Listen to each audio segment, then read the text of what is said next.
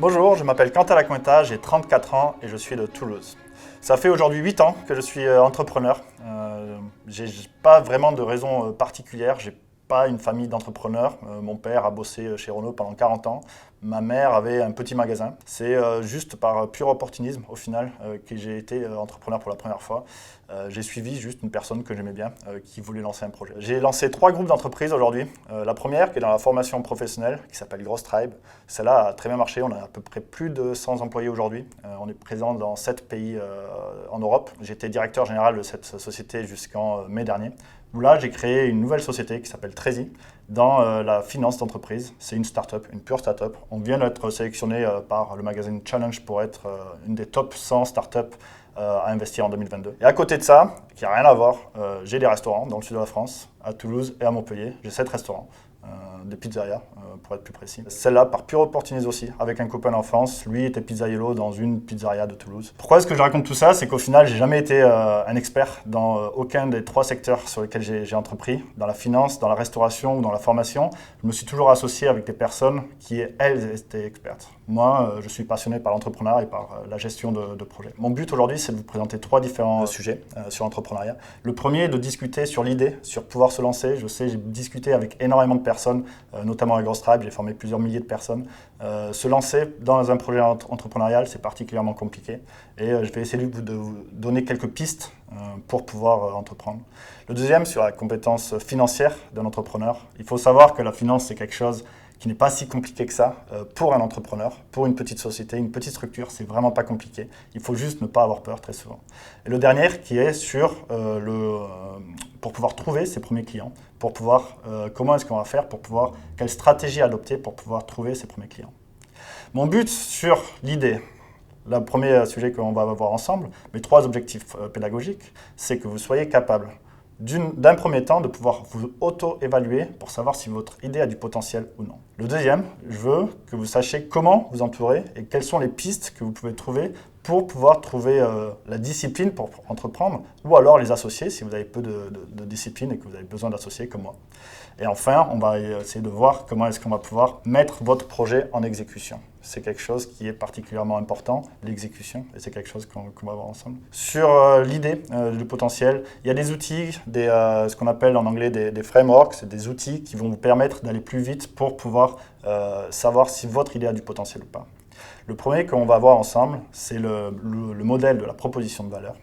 Ici, en fait, si jamais vous allez entreprendre, généralement, c'est que vous allez résoudre un problème. Si jamais quelqu'un va venir manger dans votre restaurant, par exemple, c'est parce qu'au final, il veut passer un bon temps avec sa compagne, il veut passer un bon temps avec ses amis, ou alors simplement, il veut juste manger parce qu'il a besoin de manger à midi, il n'a pas de cantine au bureau. Il faut partir du problème pour essayer de comprendre comment est-ce que vous allez pouvoir positionner votre produit. C'est la chose la plus importante, de pouvoir comprendre quel est le problème, quelles sont les attentes de votre client et de commencer à faire un profil de votre client. Ici, je vous conseille de commencer par le cercle, de pouvoir remplir vous-même sur ce cercle, de pouvoir voir quels sont les problèmes et quelles sont les attentes du client. Et une fois que vous avez bien cerné tout ça, après, je vous conseille de passer sur la résolution des problèmes. Quel est votre service que vous allez proposer et quel est le gain d'utilisation. Si, par exemple, on repart sur le restaurant, le problème que vous gérez, c'est que les gens ils veulent manger vite parce qu'ils doivent travailler, c'est juste un positionnement pour le midi. Et bien là, par exemple, la résolution du problème, il va avoir un service rapide. Si jamais c'est un problème, c'est pour passer du temps avec ses amis, on a un besoin social. Alors là, par contre, il va falloir plus travailler sur le décor ou des choses comme ça. C'est pour ça que c'est très important au final de commencer par le problème et la problématique que vous allez résoudre, quel que soit votre business. Encore une fois, j'ai entrepris dans 3 secteurs différents et à chaque fois, dans ces 3 secteurs, c'est quelque chose que je peux réutiliser. Il faut savoir que entreprendre, c'est parler avec les gens, parler avec ses clients, parler avec ses potentiels clients et ses prospects. C'est la chose la plus importante que vous allez avoir. Commencez à parler autour de vous, de votre projet, et aussi de voir si jamais votre idée a du potentiel. Par contre, savoir comment poser des questions, c'est très difficile. Si jamais vous allez demander, par exemple, à votre frère, à votre mari, à votre mère, de savoir si jamais votre idée a du potentiel, eh ben, les gens ils vont vous mentir parce qu'ils ne veulent pas vous vexer. Ils ne vont jamais vous dire que non, mais l'idée elle n'est pas bonne. Il y a un livre que je vous conseille vivement qui s'appelle Le Mom Test, qui est de Rob Fitzpatrick, qui est un livre qui se lit très facilement, en 1 demi-heure, 45 minutes, qui va vous apprendre comment poser les bonnes questions. pour être sûr qu'au final, même si vous posez des questions à votre mère sur votre projet, votre mère qui ne veut pas vous vexer, hein, eh bien, au final, elle va vous donner des bons feedbacks, des feedbacks que vous allez pouvoir utiliser. Qu'est-ce qu'il vous conseille, ce livre? Grosso modo, ce livre, il vous conseille de vous assurer que vous allez poser des questions sur les faits qui sont passés. Il faut juste positionner la personne sur les faits qui se sont passés, c'est-à-dire quelle est la dernière fois que vous êtes allé au restaurant, par exemple. C'est un fait passé, on va se remettre en position. Et c'est à partir de là où ça va être beaucoup plus difficile pour la personne de vous mentir au final. Et donc c'est pour ça, au final, il faut aussi savoir poser les bonnes questions quand vous allez faire ça. La deuxième chose qui est importante, là on vient de voir, c'est pour voir le potentiel. Ici, c'est pour voir si jamais le problème est suffisamment grand, c'est la première partie. La deuxième partie de cette question, pour pouvoir vous auto-évaluer, pour voir si le potentiel est important, c'est ce qu'on appelle, alors le TAM, SAM, SOM, en gros. Le TAM, c'est d'essayer de voir au final quelle est la taille du marché qui est totalement disponible. Si par exemple, aujourd'hui, vous avez une idée d'une application mobile, par exemple, pour des fans d'équitation. Vous pensez que vous pouvez vendre 1 euro par mois, l'application mobile, aux personnes qui sont fans d'équitation en France. Ben, la taille totale du marché qui est disponible, ça va être 50 000 personnes, ça va être le nombre total de fans que vous avez en équitation.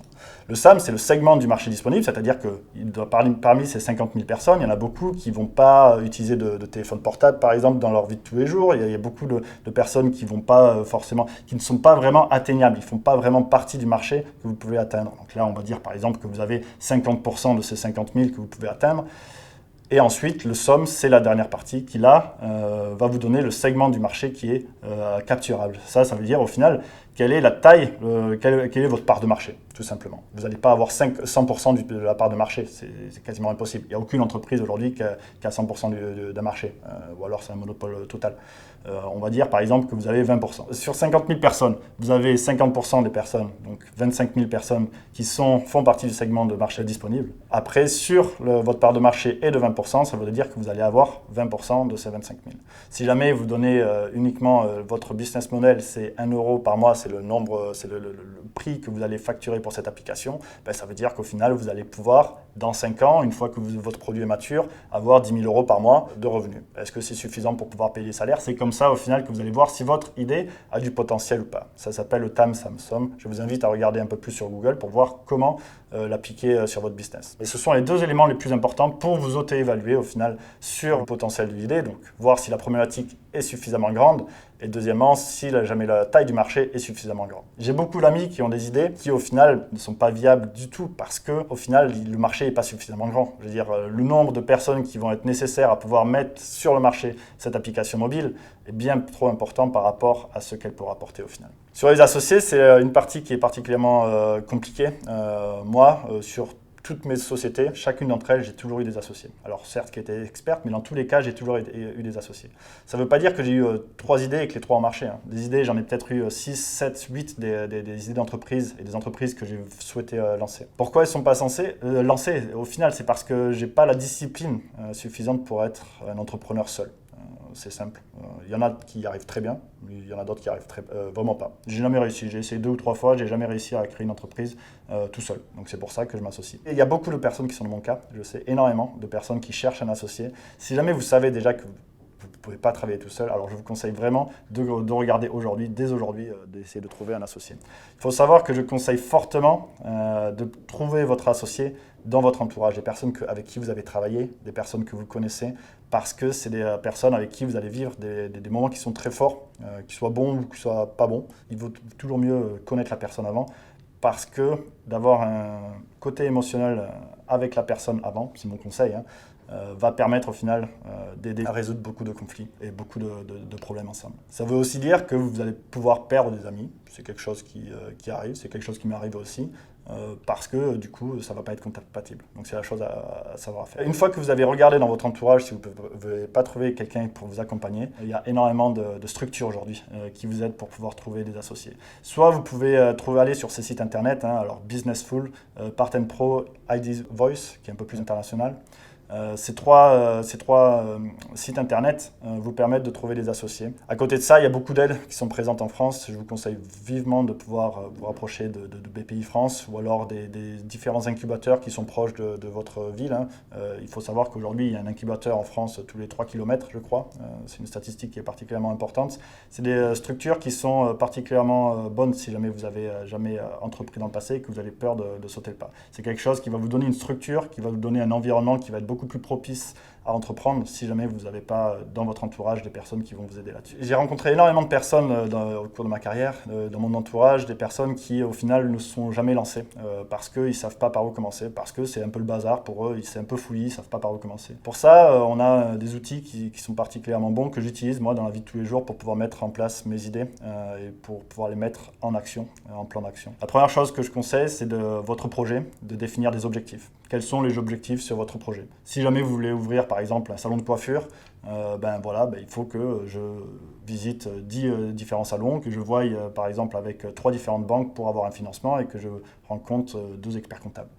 Mettez ces objectifs-là sur le papier, détaillez-le en indicateur clé du succès, donc c'est-à-dire cet objectif, quand est-ce que c'est un succès. Si jamais par exemple trouver un local, c'est votre objectif, on va dire je vais essayer de visiter 20 différents locaux. Je vais essayer de contacter 10 banques pour avoir un crédit et je vais essayer de contacter 2 experts comptables pour pouvoir m'accompagner. Donc ça, c'est des indicateurs clés qui vont vous aider. Et ensuite, sur chacun de ces indicateurs de succès, vous allez essayer de créer votre plan d'action. Et c'est comme ça, au final, que je commence par un projet, par une idée que j'ai et que je vais le détailler en un plan d'action. Je commence par les objectifs, ensuite on passe par les indicateurs de succès. Et ensuite, on va passer sur les différentes actions pour pouvoir atteindre ces indicateurs de succès. C'est vraiment pas compliqué au final d'entreprendre. C'est vraiment ça. La méthodologie que l'on utilise ici, ça s'appelle les OKR. Alors c'est un terme anglais, mais Objective Key Results. Mais regardez sur Internet, vous allez pouvoir trouver des ressources en français qui vous donnent le plan d'action à mettre en place.